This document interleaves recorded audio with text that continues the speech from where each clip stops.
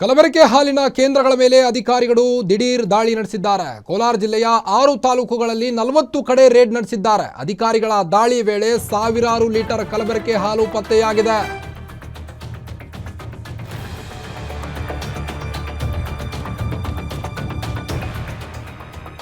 ಕಲಬೆರಕೆ ಹಾಲಿನ ಕೇಂದ್ರಗಳ ಮೇಲೆ ಅಧಿಕಾರಿಗಳು ದಿಢೀರ್ ದಾಳಿ ನಡೆಸಿದ್ದಾರೆ.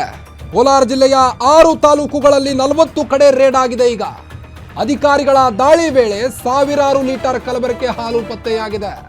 ಅಕ್ರಮವಾಗಿ ಹಾಲನ್ನ ಸಾಗಿಸುತ್ತಿದ್ದಂತ ಬುಲೆರೋ ವಾಹನವನ್ನು ತಡೆದು ಅಧಿಕಾರಿಗಳು ತಪಾಸಣೆ ನಡೆಸಿದ್ದಾರೆ. ಖಾಸಗಿ ಡೈರಿಗಳ ಕಳ್ಳಾಟಕ್ಕೆ ಆರೋಗ್ಯ ಅಧಿಕಾರಿಗಳು ಬೆಚ್ಚಿ ಬಿದ್ದಿದ್ದಾರೆ. ಈಗ ಹಾಲಿಗೆ ವಿಷಕಾರಿ ಅಂಶವನ್ನ ಬೆರೆಸಿ ಜನರ ಆರೋಗ್ಯದ ಜೊತೆ ಚೆಲ್ಲಾಟವಾಡ್ತಿದ್ದಾರೆ. ವಾಹನದಲ್ಲಿ 1120 ಲೀಟರ್ ಕಲಬೆರಕೆ ಹಾಲನ್ನ ಜಪ್ತಿ ಮಾಡಿದ್ದಾರೆ. ಈಗ ಅಧಿಕಾರಿಗಳು ಸೆಲ್ಲಿಂಗ್ ಸೆಂಟರ್ ಹಾಗೂ ಹಾಲಿನ ಉತ್ಪಾದನಾ ಘಟಕಗಳಿಗೆ ಅನಿರೀಕ್ಷಿತ ಭೇಟಿ ನೀಡಿದ್ದಾರೆ.